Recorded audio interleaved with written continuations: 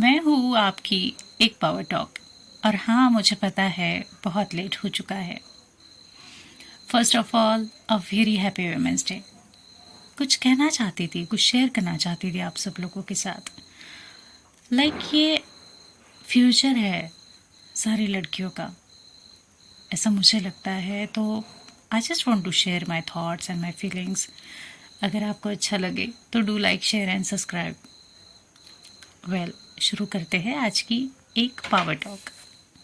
घर, मेरा अपना घर। मेरी एक ख्वाहिश है कि मेरा अपना घर ऐसा हो जो इमोशंस मैं आप सबके साथ शेयर कर रही हूँ। और हाँ, भूलना मत, ये पावर टॉक है। थोड़ी लंबी है आज की पावर टॉक, लेकिन सुनना ज़रूर।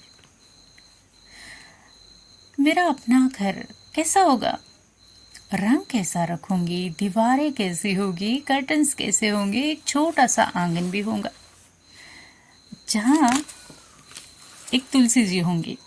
सुबह शाम दिया भी जलेगा तुलसी जी के सामने। पास में एक छोटा सा झूला होगा जहाँ बैठकर सुबह शाम सुकून से चाय पी सके। मुझे बचपन से ख्वाहिश है कि आंगन में एक बड़ा सा पेड़ हो और उसके आजू बाजू में ना एक छोटा सा बगीचा भी हो जहाँ बहुत सारे फूल वाले या सब्जी वाले मैं पौधे लगा सकूं।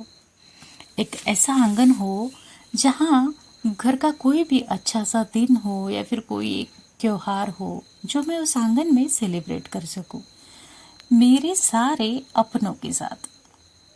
अपने आंगन में मज़े से एक छोटी सी दावत भी रख सकूं। और हाँ, हाउ कुड आई फॉरगेट, उस घर के राइट हैंड साइड एंगल में, एंट्रेंस से राइट साइड एंगल में मेरा अपना स्टूडियो हो। और स्टूडियो के लिए भी जगह हो जहाँ से घर बैठे मैं अपना डिज़ाइनिंग डिपार्टमेंट भी हैंडल कर सकूँ।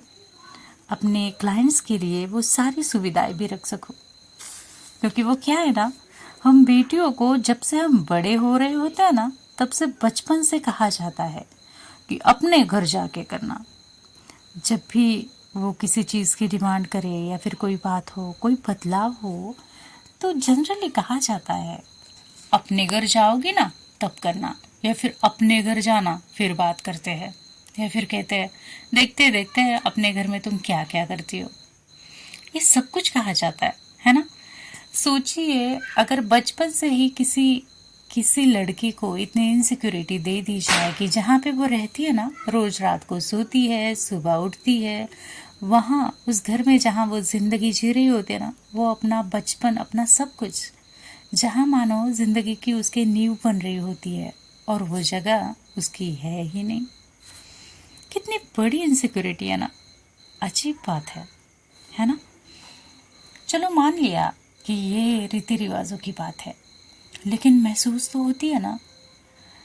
मैं गलत नहीं कह रही रीति रिवाजों को, पर मैं सिर्फ उस भावना को, उस इमोशंस को आपके सामने रखना चाहती हूँ जो हम बेटियों के अंदर बचपन से डाली जाती है कि जहाँ की वो है, वो जगह, वो घर उसका है ही नहीं। हाँ, भले ही कितने भी लाड़ प्यार क्यों ना मिले हो, लेकिन कहीं ना कहीं वो बेटी भी ये बात जानती है कि ये घर, ये आंगन उसका है ही नहीं। और घर के सभी लोग भी मानते हैं कि उसका यहाँ रहना टेम्पररी है ना। अब एक ऐसा वक्त आएगा जब उसे जाना होगा इस घर से। अब यहाँ तक तो फिर भी ठीक है, लेकिन आगे जहाँ वो जाए, अपना वही टेम्पररी वाला घर छोड़कर एक नई जगह पर जहाँ सब कुछ नया शुरू करने, जिससे नया लोकेशन, नया एड्रेस, सब कुछ नया। तो वहाँ की सुबह कैसी होगी, शाम कैसी होगी, चाय कितने बजे पीते हैं वहाँ, और पीते भी है या नहीं, खाना कैसे खाते हैं, क्या अपनी पसंद का कुछ बनाकर खाने भी देंगे उसे, कैसे कपड़े पहनने देंगे, जल्दी सोने का रिवाज है क्या, वगैरह वगैरह। बहुत सारी चीज़ें, क्योंकि हर घर के रीति रिवाज अलग होते हैं ना। इट्स लाइक कि एक दफ्तर से रेजिग्नेशन देकर एक नए दफ्तर में नया काम शुरू करते हैं, वैसे ही तो बेटी अपना गृह प्रवेश करती है ना। और जैसे उन्हें बचपन से बताया जाता है ना कि अपना घर, तो फिर वो ढूंढने लगती है उस नए घर को, घर के हर हर कोने में अपनी जगह। क्या ये मेरा घर है? और है तो कहाँ है मेरी जगह? वो अपना घर जो मायके से कहते हैं ना, अपना घर, अपने घर जाओगे एंड ऑल दैट। अब बताइए, ये जो बेटी अपना घर तलाश कर रही है, अगर उसे वो अपना घर वहां ना मिले तो कौन है इसका जिम्मेदार? और अगर मान लो कि किसी लड़की का डाइवोर्स हो चुका है और वो रिटर्न आए, तो उसका घर कौन सा होगा फिर? अगर किसी के हस्बैंड की डेथ हो चुकी है तो उसका घर कौन सा होगा? क्योंकि आफ्टर दैट हर घर तो उस लड़की को अपनाता नहीं ना, मैंने देखा है ना? तो कौन सा फिर उसका घर? और अगर किसी बेटी की शादी ही ना हुई तो उसके उस इनसिक्योरिटी का क्या, जो बचपन से उसे दे दी गई है कि ये घर तुम्हारा नहीं है, तो उसका अपना घर फिर कौन सा होगा? है ना एक पावर टॉक, है ना एक सवाल। तो उसका अपना घर कौन सा होगा फिर? हम सोचते ही नहीं ना ये सारी बातें। हम तो बस उम्र की एक फ्रेम जो सोसाइटी ने डिसाइड की है उसमें ही शादी करा देते हैं। लड़की किसी कारण वापस आई तो कोसते हैं, शादी नहीं हुई तो बोझ समझते हैं। हम बस धूमधाम पर बिलीव करते हैं। महंगे लहंगे, डेस्टिनेशन वेडिंग, शाही दावत, संगीत सेरेमनी, नाचना गाना, बहुत सारा पैसा, बहुत बहुत सारा तामझाम, बड़ी बड़ी बातें सुनते हैं, उस एक दो रात की लाइटिंग भी देखते हैं। लेकिन सोचने वाली बात है ना कि एट द एंड वही लड़की जो अपना घर तलाश रही है, उसे अपना घर देने की जिम्मेदारी किसकी है? किसकी है ये जिम्मेदारी उसे अपना घर देने की? उसकी जो उसे लेकर आया है 4 फेरे लेकर, या फिर उसकी जिसने उसे एक पौधे की तरह सींचा तो है, लेकिन एक दिन किसी और को सौंप दिया कहकर कि तुम किसी और की अमानत हो, उस पिता की? किसकी जिम्मेदारी है? मेरा सवाल है आप सबसे। अब जब आप बेटियों को जिम्मेदारी से घर के सारे काम सिखाते हैं, जैसे खाना बनाना, झाड़ू लगाना, सबकी रिस्पेक्ट करना वगैरह वगैरह, आखिर ये अपना घर हम क्यों नहीं सिखाते बेटियों को कि अपने बलबूते पर तुम खड़ी हो और किसी दिन तुम्हारा अपना घर हो जो तुमने कमाया हो, अपने बलबूते पर, जिस घर के बाहर तुम्हारी नेम प्लेट हो, जिस पर तुम्हारा नाम हो, उस घर के कागजों पर तुम्हारा नाम हो, नीचे तुम्हारा साइन हो, और तब तुम्हारी खुद की एक छत हो, ताकि तुम्हें कोई ये ना कह सके कि ये मेरा घर है जहां मेरा हुक्म चलेगा। मेरा एक खुद का लोकेशन होगा, मेरा अपना एड्रेस होगा, मेरा अपना पिन कोड होगा, वहाँ के सारे तौर तरीके मेरे होंगे। हम बेटियों को क्यों नहीं सिखाते? तो धीरे धीरे ये बदलाव लाना चाहिए ना, बेटियों को सक्षम करके ये सिखाना शुरू कर देना चाहिए बचपन से कि तुम्हारी भी अपनी छत होनी चाहिए। और इसका मतलब ये तो नहीं है कि वो पिता की हो या फिर पति की हो, नहीं, तुम्हारी भी हो सकती है, तुम्हारी अपनी हो सकती है ना, क्यों नहीं हो सकती?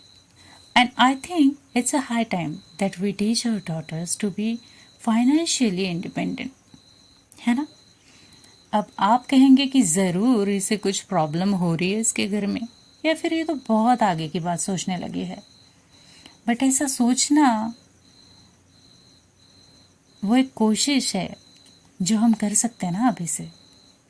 अब अगर किसी चीज़ के बारे में बात ही नहीं करेंगे तो बदलाव कैसे आएगा?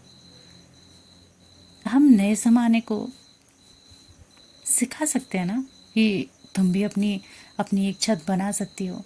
बचपन में जब लैंडलाइन का बिल आता था ना, और एक द्राक्षावृत्त भी था नासिक से जिसका सब्सक्रिप्शन लिया था, तो वो दोनों चीज़ें हर महीने साथ में आती थी।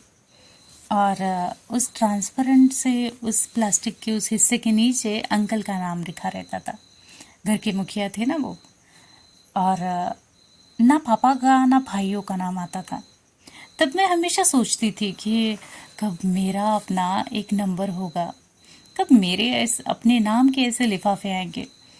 और तब अंकल हंसते थे, कहते थे इसके लिए तुम्हें भी कुछ करके दिखाना होगा। और सही तो बोलते थे ना वो। मैं उस उम्र में बिल भरना चाहती थी। ये बात कहीं ना कहीं सक्षम होने की थी।